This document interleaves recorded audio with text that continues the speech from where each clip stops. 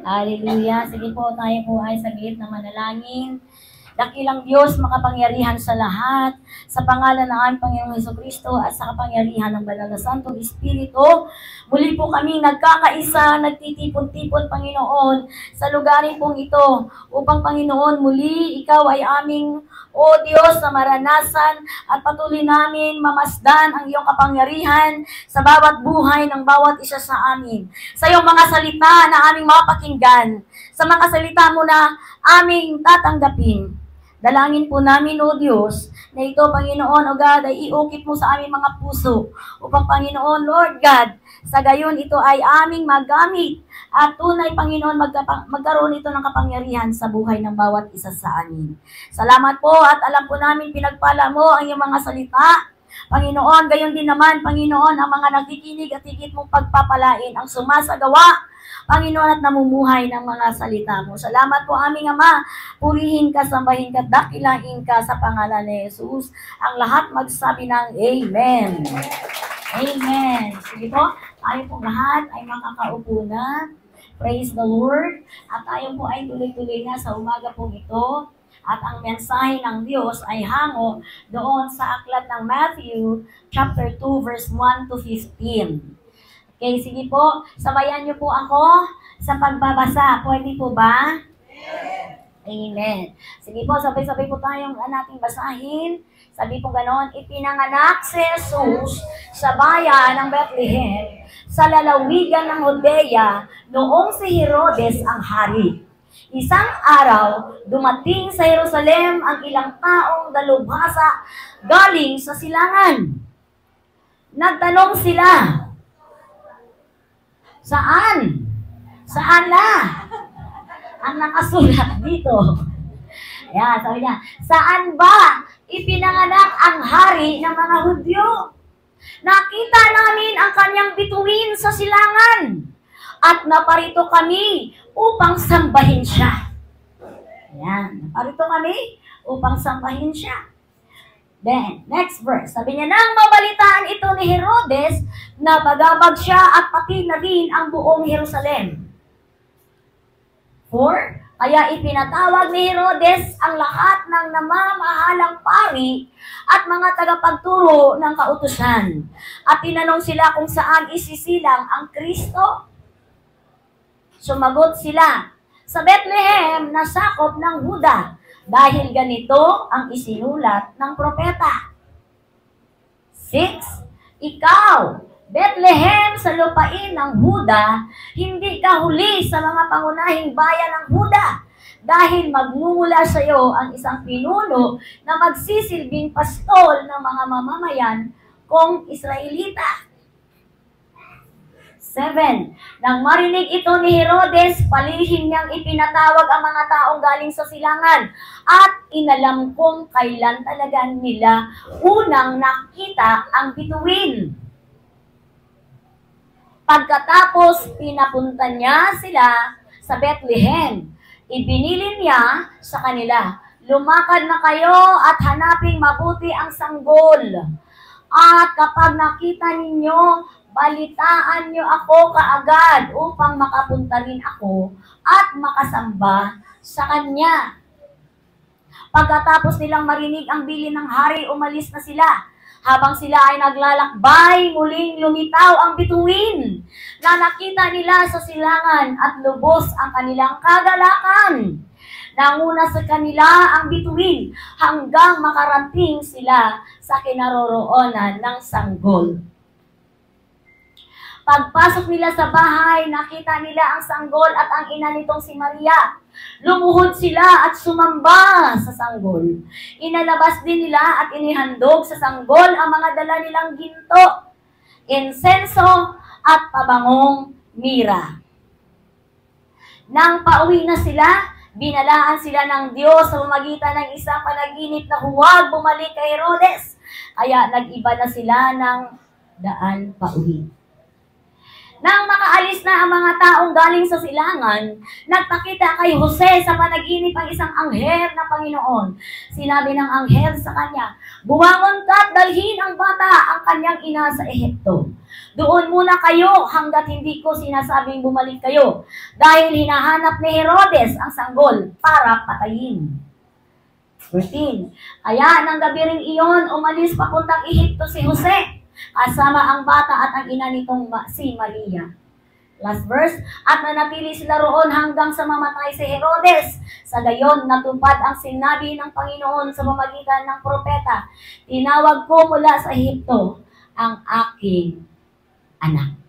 Purihin ang Panginoon sa kanyang mga salita at sa mga salita at mensahe na kanya pong ay inilaan sa bawat isa sa atin. Kaya sa umagang ito, bumati ka nga muna. Masaya ba ang Pasko mo? Merry ba ang Christmas mo? Sabi mo nga sa iyong katabi na yan. Happy ba ang Christmas mo? Yan. At tunay po na pag sinabi natin Christmas o Pasko, ay nasa isip na natin kaagad, ang lahat ng tao ay masaya. Diba? Meron tayong hindi naman lahat. Mayroon ibang mga reactions ang tao. Mayroon silang ibang damdamin ang tao. Pagsapit ng Pasko, yung iba, malungkot. Magpapasko na naman. Malungkot na sila. Bakit po? Nagiging malungkot ang Pasko nila? Kasi ang iniisip nila, gastusan. Anong ihahanda? Ano ang lulutuin? Ano ang kakainin? Ayan. Doon sila natatakot sa ano ang ihahanda. Pangalawang kinakatakutan ng maraming mga tao, saan tayo pupunta? Saan tayo magki-Christmas? Kaninong bahay tayo magki-Christmas? Saan tayo gagala? Saan tayo pupunta? Yan. At ang pangatlo, ito yon. Saan manggagaling ang pera natin? Tama mo ba? Di ba? Paano natin mapasaya ang ating Pasko? Kaya church, sa umaga pong ito, to level up the happiness of Christmas in your life and to feel the spirit of Christmas. At alam po natin, kagaya po ng ating napag-aralan, mga mensahe natin, mga nakaraan, Christmas is all about Jesus. Amen? The meaning of Christmas is Jesus Christ. Amen. Kaya po sa umagang ito, kagaya po nito, mayroon po tayong 3 bagay. Madali lang po ito at mayroon po tayong child dedication pagkatapos nito. Mayroon po tayong 3 bagay na pwede nating kunin. Ano po? Na pwede ay magiging sabihin na natin na ito ay dapat nating ipamuhay sa atin, sa bawat isa sa atin bilang mananampalataya, bilang tagasunod ni Kristo. Amen? Kaya po, mayroon po tayong 3 bagay. At ano po ito? 3 things we should learn to level up our joy this Christmas. Para merry ang Christmas natin, para happy ang Christmas natin, ito pong 3 bagay ay kinakailangan po lahat natin, lagi na ito, isa sa isip natin. Amen? Kahit tapos na ang Christmas, kahit tapos na ang Pasko, kailangan manatili ito sa ating mga puso. Upang sa gayon, tayo ay mananatili ang kagalakan na sa ating mga puso. Why? Because Christmas is already in our heart. And that is Jesus Christ. Amen? So, ngayon pong umaga, mayroon po tayong 3. Kagaya sinabi ko, number 1, seek for the right thing. Number 2, look to God. Number 3, what do you give? What do you give? Ano ba yung binibigay mo? Ayan. Okay. So, isa-isahin po natin ngayon yun. Okay? So, 3 things we should learn to level up our joy this Christmas or this season. Number 1 is seek for the right thing. Ano po ibig sabihin ng seek for the right thing? Hanapin natin yung tamang bagay. Ano po ba? Kasi sabi nga natin kanina, di po ba? Kung bakit nagiging malungkot ang Pasko natin, kasi kung ano-ano ang hinahanap natin. Naghahanap tayo sa ating mesa ng masarap na pagkain. Hindi po yun masama. Naghahanap tayo ng ating mga barkada, di po ba? Ng ating mga lugar, naghahanap tayo ng lugar na dapat natin na doon tayo magstay para magiging masaya ang Christmas natin. Hello? So, yun ang hinahanap natin. But today, ano po ba ang nais ng Diyos na dapat natin hanapin unang-una na? Kaya kung balikan po natin ang verse 2, ano po ang sabi ng verse 2 kanina? So, ang ating pong pamagat, making your Christmas merry or happy. Diba?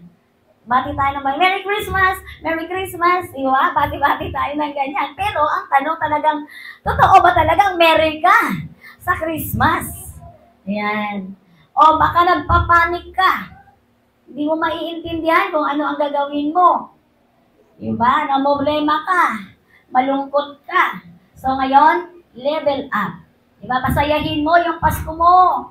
Kung masaya ka na, dagdagan mo pa yan. Level up your happiness this Christmas.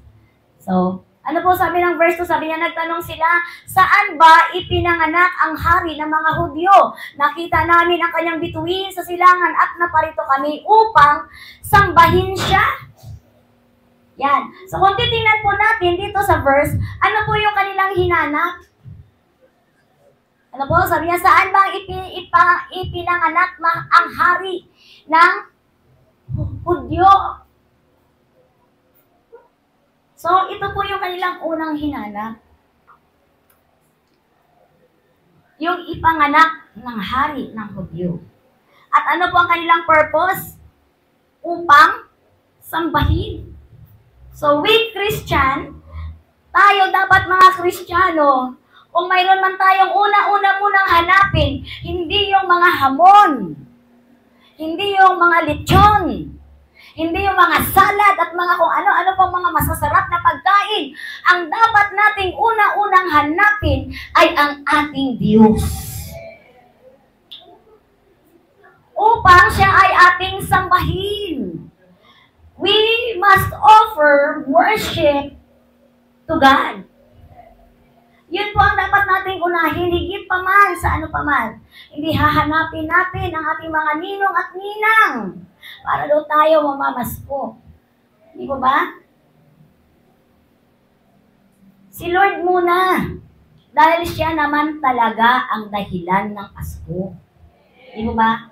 Kaya mayroon po tayo, ang ating pagkatapos ng Pasko, mayroon po tayo na empty pa rin yung puso natin. Hindi tayo masaya. Wala, hindi pa dumadating ang Pasko, malungkot ka na kaagad. Bakit? Kasi iba yung hinahanap natin. Seek Jesus first. Seek the presence of the Lord first. Hanapin po muna natin ang presensya ng Diyos. Hello? Kaya masasabi natin, ang lahat ng dito mga anak ng Diyos, masasabi natin na sila ay pinagpala ng Panginoon. Bakit po? Na kayo sinabi kong pinagpala kayo? Because you are here today celebrating the birth of Jesus Christ. Di ba? Ito yun yung dahilan. Ang Pasko is to offer our worship of offering to the Lord. To give an offering of worship to the Lord. Upang mabigyan natin ng kaukulang pagsamba ang ating Diyos. So number 1, yan po ang dapat nating hanapin. Hello, church? Seeking for the right thing. Ano po ba yung right thing? Ito na yung pinakatama. Ano yung pinakatama? Yung hanapin natin ang ating Panginoon sa mamagitan ng ating pagsamba. Amen? Pwedeng pumunta ka lang sa church eh. Pwede mo sabihin umattend ka sa church.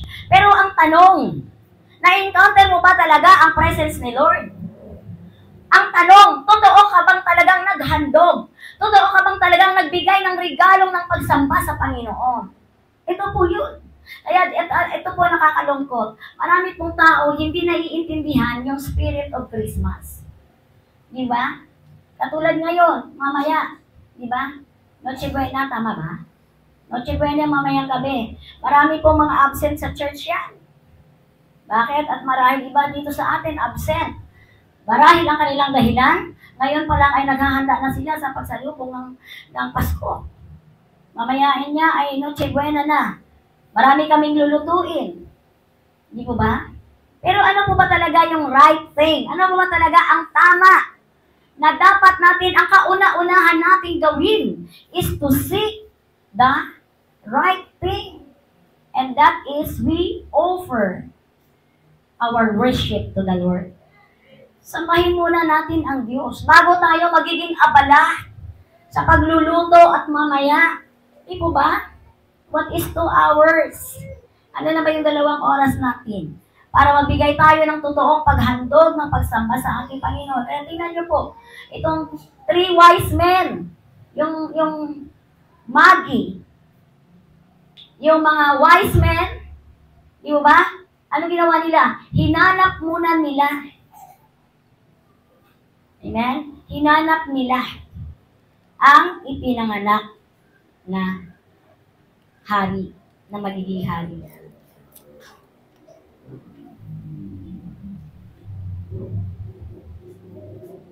Because they believe it is their opportunity to worship.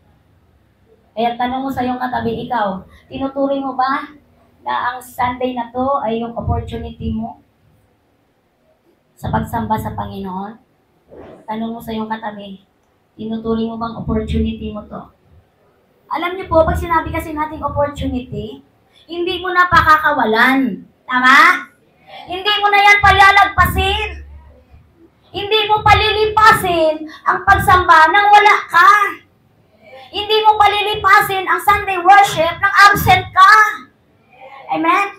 So, that's why you are here, because you seek the right thing.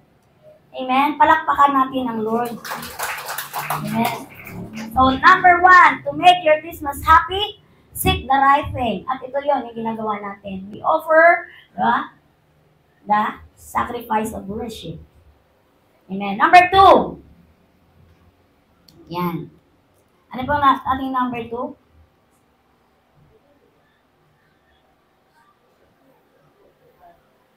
Look to God.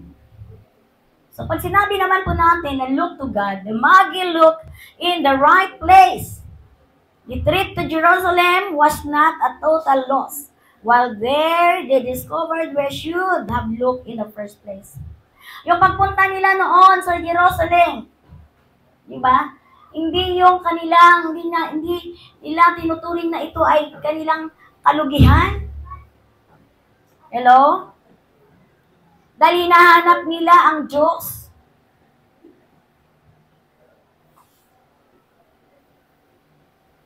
Hinahanap nila ang Diyos. Kaya sa isang naghahanap, they look for God. Sa isang taong naghahanap, dapat, mayroong pusong, nagiging matyaga. Tama? Kung hindi nila makita, kasi sabi nila, nakita namin ang bituin. Nakita namin ang kanyang bituin na lumitaw. Diba? At dito tinuturo sa Jerusalem. Kaya nung dumating sila doon, meron silang nakausap na hari. At ang sabi sa kanila, wala dito. Wala dito yung hinahanap ninyong sasambahin ninyo. Napagod po ba sila? Huminto po ba sila? Hindi po sila huminto. Kaya, nagkaroon sila, nang marating nila ang Jerusalem, mayroon doon isang propeta na nagsabi sa kanila, sabi niya, sa Bethlehem, isisilang ang hari. So, from there on, umalis sila, lumakad at hinanap at nakita nila muli ang bituin. So tayo po mga Kristiyano, ano naman po ito sa ating buhay?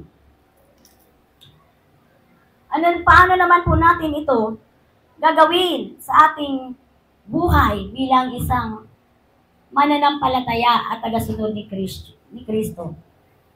So we always look to God. Amen? Pag sinabi natin look to God, dapat unang-una ay, nilalagay natin na una ang Diyos sa lahat ng ating mga ginagawa. Pina-priority natin. Kasi ang isang bagay kapag hindi mo priority, talagang hindi mo kayang gawin. Ang pagsimba at pagdalo at pag-attend tuwing linggo sa church ay hindi mo magagawa kung hindi mo priority yun. Hello? Kaya dapat po tayo, maunawaan po natin yung Christmas. Kaya marami pong mga tao, hindi na magsisimba. Palapasin ko na lang muna itong linggo na to kasi marami pa akong hinahanap. Pupunta ako sa kamag-anak ko. Diba? Pero itong tatlong wise men,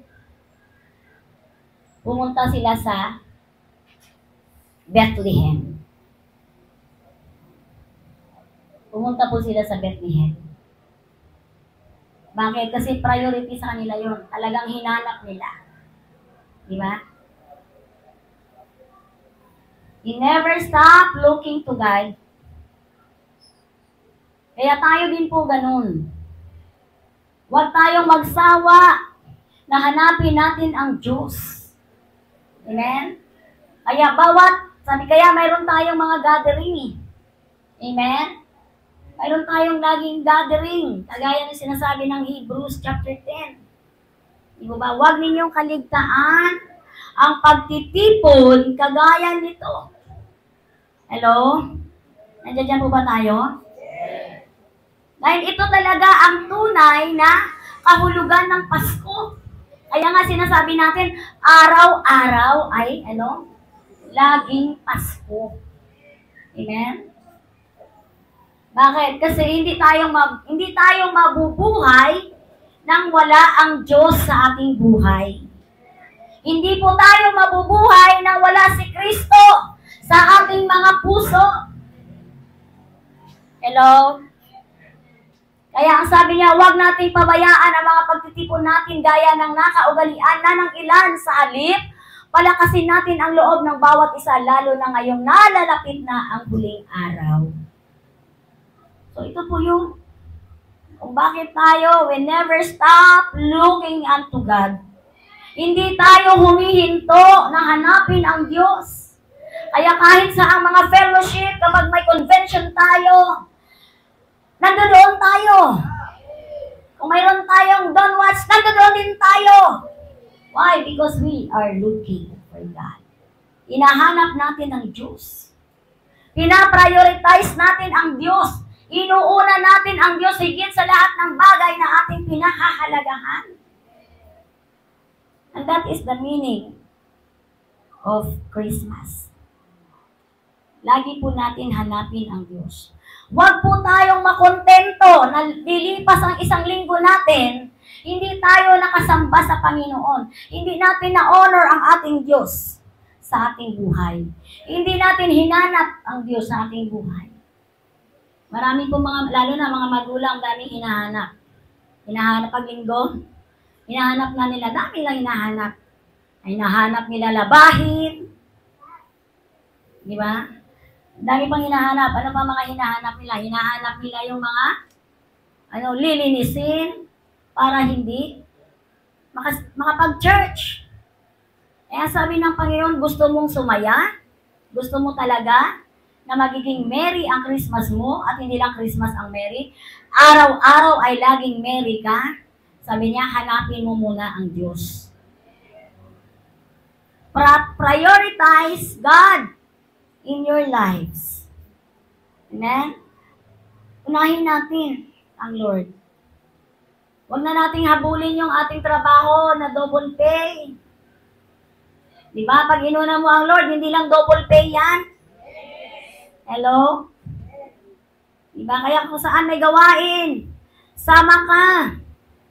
Amen? Alam niyo po, yung naghahanap talaga sa Panginoon, hindi na niyan kayo na kailangang sunduin pa. Yung totoong naghahanap sa Diyos, hindi na kinakailangan niyang bisitahin pa. Siya na ang nagbibisita. Siya na ang nanunundo. Siya na yung nagpapaalaala, sister, Sunday bukas. Brothers, Sunday bukas. Punta tayo sa church. Di ba? So look for God. And then the last one. Huwag kung ano-ano yung ating mga hinahanap. Dahil kapag anumang mga bagay na hinahanap natin, lalo na mga temporary things, mabibigo lang tayo. Amen? So then the last one, what do you give? Ano ba yung ating binibigay?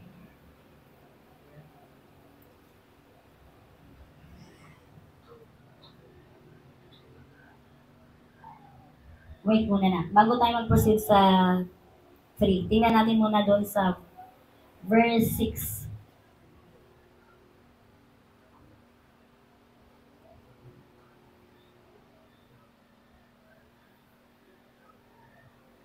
Okay. Nabanggit na. Sige, last na tayo. What do you give? Ano ba yung binibigay natin? Hello, church? Ano ba yung binibigay natin para yung joy natin ay malubos? What do you give so that your level of joy will be elevated? Kagaya po ng wise men, verse 11 ba yun? Ano yung kanilang binigay? Yan. Sabi po, pagpasok nila sa bahay, nakita nila ang sanggol at ang ina nitong si Maria. Lumuhod sila at sumamba sa sanggol. Inilabas din nila at inihandog sa sanggol ang mga dala nilang ginto, insenso, at pabangong mira.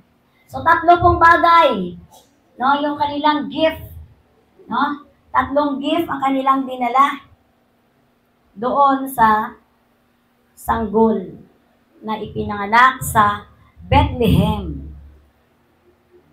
At ang mga regalo na kanilang mga dala-dala ay mayroon po yang kahulugan.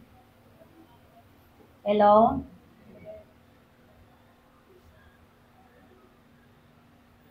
Mayroon siyang kahulugan. Yung isa, nagdala, ano yung kanyang unang dala? Gold. Ginto ang kanyang dala. Ano ibig sabihin ng ginto?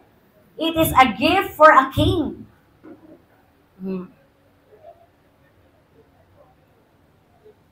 Gold. So, gold symbolizes king. Kung kaya, ang isang wise man ay bit-bit niya yung ginto para ihandog doon sa batang ipinanganak. Dahil simbolo ito ng pagiging hari, no? In the future ng sanggol na isinilang, which is si Jesus Christ. So, hari. Ano pa po? Frankincense. Insenso. Ano po ba ang ibig sabihin ng insenso na dala ng isang wise man? The frankincense gift is for a priest, no? Acknowledging Jesus was a priest. Siya ay pari, magiging pari. No, yun ang kanyang dala. Kung bakit siya nagdala ng insenso? Kung bakit sila may dalang ginto? Yan. Okay? So, yung pagiging priest, because He is the one who bring us to God. Tama? Siya ang ating nagiging mediator sa God the Father, si Jesus Christ. Amen? Then, one gave myrrh. Ang isa ay nagdala ng, Mira. So ano po yung mira? Ano ang ibig sabihin ng mira? It is a gift for the dead. He gave the myrrh. It stands for, ano po? It is the ointment, no? Ointment to anoint a body before burial. So ito yung gift for the dead. Fragrant ointment siya. Isang pabango siya, no? Na kung saan ay ilalagay, no, punupuna sa isang namatay na tao. So sa ating pong buhay, tingnan po natin ngayon ito, yung 3 wise men. Mayroon silang kanya-kanyang mga regalo na dala. Inihandog nila as a sign of their worship to the child that was born in Bethlehem. So tayo din po mga Kristiyano, ang tanong is, what do you give? Ano ba yung binibigay natin sa Diyos? Ginto ba ang binibigay mo rin sa Diyos? Mira ba ang binibigay mo sa Panginoon? Or frankincense? Insenso? Yan, isa-isahin po natin yan. Yan. So paano po tayo sasamba sa Panginoon? Nabitbit-bitbit natin yung ginto. Ayan. Pag sinabi po natin yung ginto, symbolizes ng alin po? Yung ating puso na totoo sa Diyos. Amen? Ito yun. Hindi siya ginto na literal. Yung gold, dahil siya ay hari, di ba? Dahil siya po ay hari, kung kaya marapat lang din naman natin bilang mga Kristiyano, marapat po natin na hagdugan ang Diyos ng ating pagsamba na mayroong tunay, totoo at dalisay na pagsamba sa Panginoon. Amen. Kaya yung gold, no? Symbolize as king, he is king. At ito yung mataas, no? Na antas. So, gold. So, God requires us to worship Him in, ang tawag doon, yung mayroong tunay na pagsamba. Yan. Hindi tayo sumasamba, hindi tayo sumasayaw dito na habang kumakanta tayo kanina, hard na hair, ang angels, ano kaya mamaya yung aking lulutuin mamayang gabi? Yung spaghetti, kaya nilaga na kaya ni Juan yun? Pinakuluan na kaya yun? Hello? Di ba? Baka mamaya nakaupo po tayo dyan. Anong oras kaya matatapos dyan si Pastora? Magluluto pa kasi ako ng lechon manok. Di ba? Eh ngayon, ito po yun. Dahil ang Diyos natin, He is the King of Kings. Hari siya ng mga hari. Hindi tayo basta-basta lang sumasamba sa Diyos. Ang gusto niya ay isang pagsambang tunay at totoo. Amen? Diba totoo? Ang gold kasi, pag sinabi mo, pag ikaw ay nagsuot ng gold, alam mo na yan ay may karat. Hello? Meron yan 21 karat to 18 karat. Di po ba? Ayaw mo ng tanso. Di ba? Lalo naman ang Diyos. Ayaw niya ng pagsambang paimbabaw. Hello? Ayaw niya ng pagsamba na gaya-gaya lang. Ay, naiyak si sister, naiyak si brother. Bakit kaya? Iyak na rin ako kasi nakakahiya. Ako na lang di umiiyak. Hindi po ganun. Magiging totoo po tayo sa ating paghahandog ng ating pagsamba sa Panginoon because He is the King of Kings and the Lord of Lords. Amen? Yan po ang kailangan po natin maunawaan, mga kabataan. Walang sumasamba sa Diyos na hindi totoo. Minsan nakakalungkot, marami tayo nakikita habang nag-worship sa Panginoon. Di ba? Kagaya yung ating sinamba kanina, ano ba yung kanta natin kanina? We cry, holy, holy, holy. Tama ba yun? Cry, holy, holy, pero kati-kati lang ulo mo. Di ba? Biruin niyo, alam niyo po, sa bawat ating pagkanta, ang kaharap natin ay ang hari ng mga hari. Kaya dapat, magiging careful tayo. What do you give? Ano bang klase yung pagbibigay mo na yan? Ginto ba yan? Pilak ba yan? Silver ba yan? O tanso yan? Kaya piliin natin lagi, gold. Ang dapat lagi natin ibinibigay ng pagsamba sa Panginoon. Amen? Gold. Dapat. That is what we give. What we offer to the Lord. Yung gintong pagsamba. Hello? Sabi mo sa katabi mo, gintong pagsamba para sa Diyos. Para sa hari. Yan. Okay, next. Bakit po frankincense? Or, bakit siya frankincense or insenso? Ano po, para po ba saan yan? Siya ay pagkilala sa kanya na siya ay, priest or siya ay pari. Yan. So, ito ang magdadala sa kanyang, pagiging, mabango. Frankincense. Tayo po ay sinasabi na tayo ay magiging mabangong samyong handog tayo sa paanan ng Diyos. Magiging sweet aroma lang tayo sa paanan ng Panginoon kapag po tayo ay mayroong mayroon po tayong kabanalan. Amen?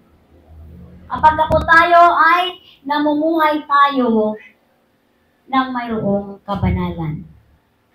So yun ang ating ino-offer sa Diyos. Yung ating buhay na ito, living sacrifice.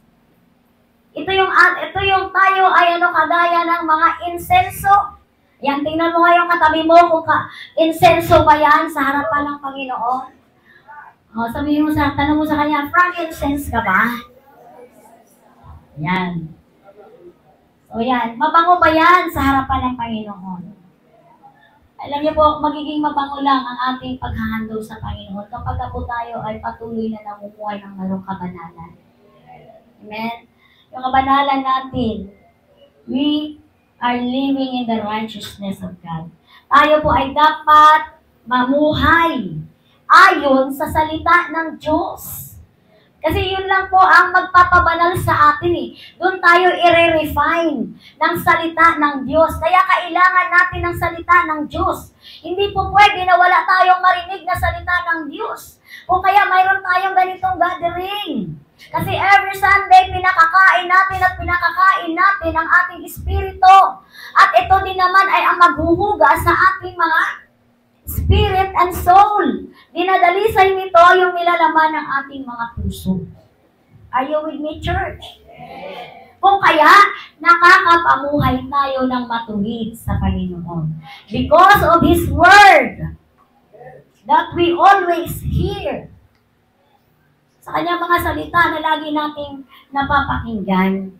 Kaya kapag po tayo ay hindi nakikinig sa salita ng Diyos, mabagal po ang ating paglago at ang ating pagdadalisay.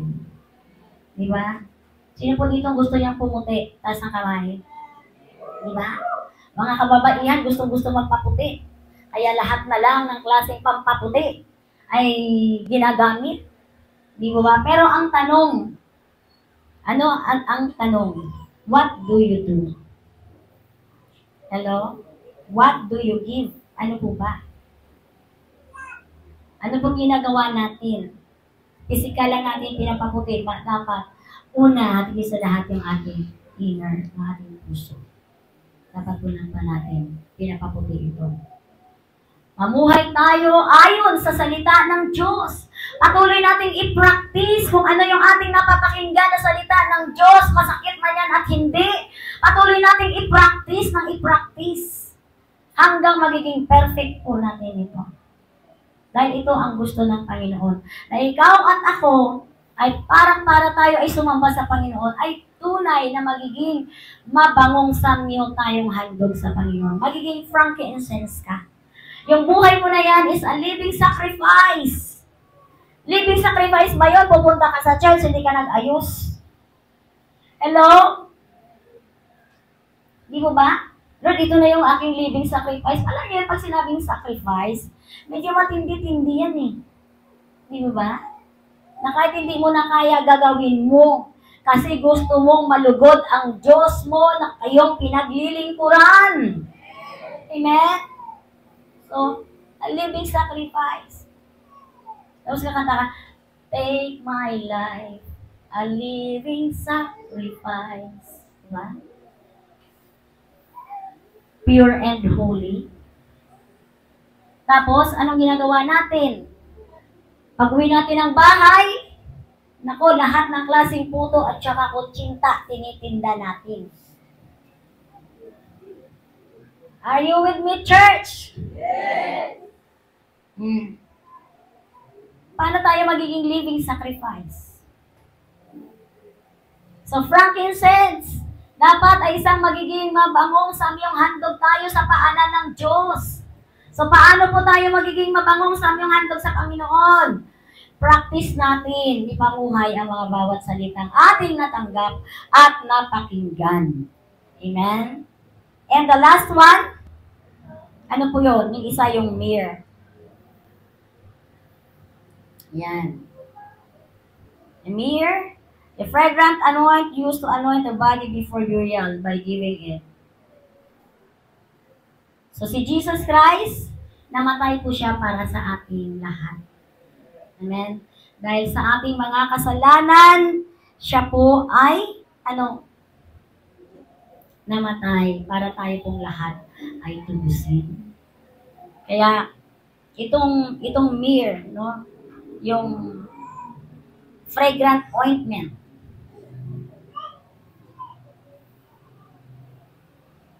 Ito yung maglilinis sa lahat ng ating kasalanan. Siya ang ating manunubos. Na-redeem tayo.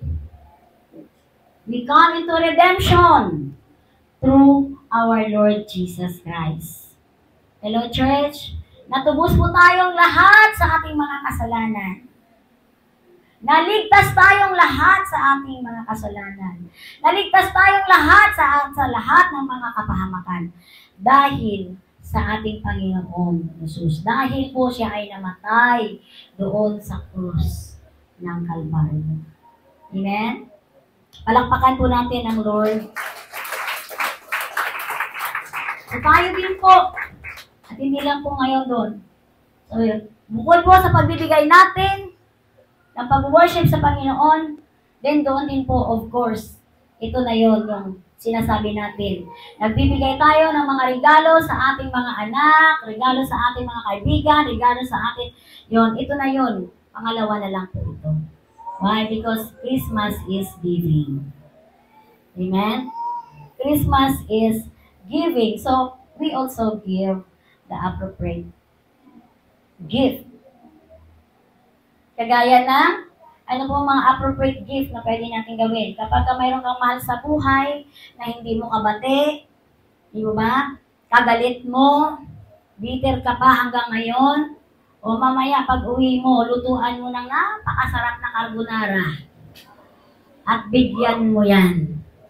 Amen? So yun yung gift. Appropriate, no? Yung regalo. Hayaan mong maramdaman niya yung pagmamahal mo. Yung iyong kabutihan, no, sa iyong family. So sa iyong family, di ba, kung mayroon kayong hindi pagkakasundo-sundo, di ba? So it is now the time to unite. Di ba?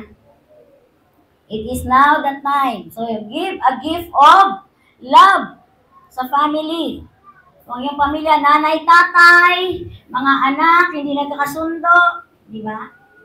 Meron bang pamilya na tatlo na lang tapos hindi magkasundo?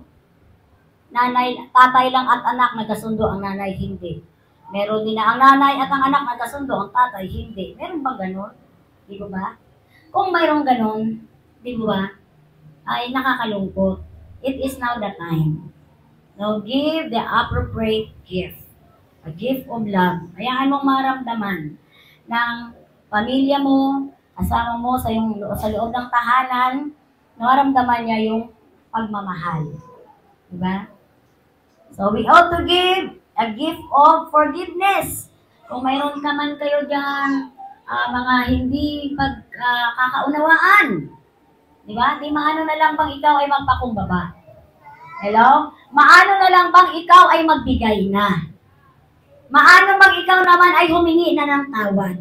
Maano ba namang ikaw ay magpatawad din? Hello? So ito yung mga gift na kung saan ay kailangan natin pong gawin. Diba? Gift of forgiveness to those who hurt you. Para po ang bawat isa sa atin, hindi na natin dalhin yung burden sa 2024. Diba? Para merry na ang Christmas natin. Amen? Forget all the past things. Forget all the things, no? That is behind. Huwag na nating, ulit-ulitin pa. So, panahon na ng pagpapatawa, diba? Kung ikaw tatay, may pagkukulang ka sa anak mo, maano bang humingi ng tawad? Pasensya ka na, anak, diba? O kung ikaw man ay nanay, sorry, anak. Napaburan ko ng gusto ang ate mo. Diba? Kasi sa totoo lang din, may mga ganyan pa. Kasi sa totoo lang din, mas malaki ang ate mo magbigay kaysa iyo. Wala nang ganun. Diba? Diba sa pamilya ganyan eh. Si ate, si kuya, si Ditche, si Sanse, si Sangko, si Diko. Yan, may ganyan. Diba? Pasensya ka na anak, mas mahal ko kasi ang Diko mo. Kasi ikaw na Sangko, maliit ka lang mabigay. Ano pang ganun? Diba? Parang hindi tamang pagpapamilya. Kaya, yung mga bagay na yan, ibigay natin sa Diyos. Magiging appropriate tayo. Amen? Lalo-lalo na, nananawagan tayo sa mga nanay at tatay. Tayo yung magiging daluyan ng pagkakasundo-sundo ng ating mga anak. Pagkakasundo-sundo na kung saan ang bottom line is the righteousness of God. Amen? Upang tayo ay magkakaisa, kasi hindi tayo magkakaisa yan. Kapag prinsipyo natin, kanya-kanya nating prinsipyo ang ating gagamitin. Dapat ay prinsipyo ng Diyos. Amen? Kaya kapag gusto natin ng ating pamilya ay maging matagumpay, merry ang Christmas nating lahat, magkasundo-sundo po tayo. Amen? So, ano po dapat natin gawin? Seek for the right thing. Hanapin natin ang tamang bagay. At ano yan? Yung sumambag muna sa Diyos. Next, number 2, look to God. Priority natin ang Diyos. Amen? Top priority natin ang Diyos. And number 3 is, ano ba yung mga binibigay mo? Ano ba kasi yung mga tinatanim mo? Yan, yun yan eh. Bakit ka malungkot? Ano ba kasi tinatanim mo? Kung masaya ka, doon pa rin yan sa tanong, ano ang tinatanim mo? Bakit ka masaya? Ayan, di ba? So, para po, merry ang Christmas natin, gawin po natin ang tatlong bagay na ito. Let us all stand up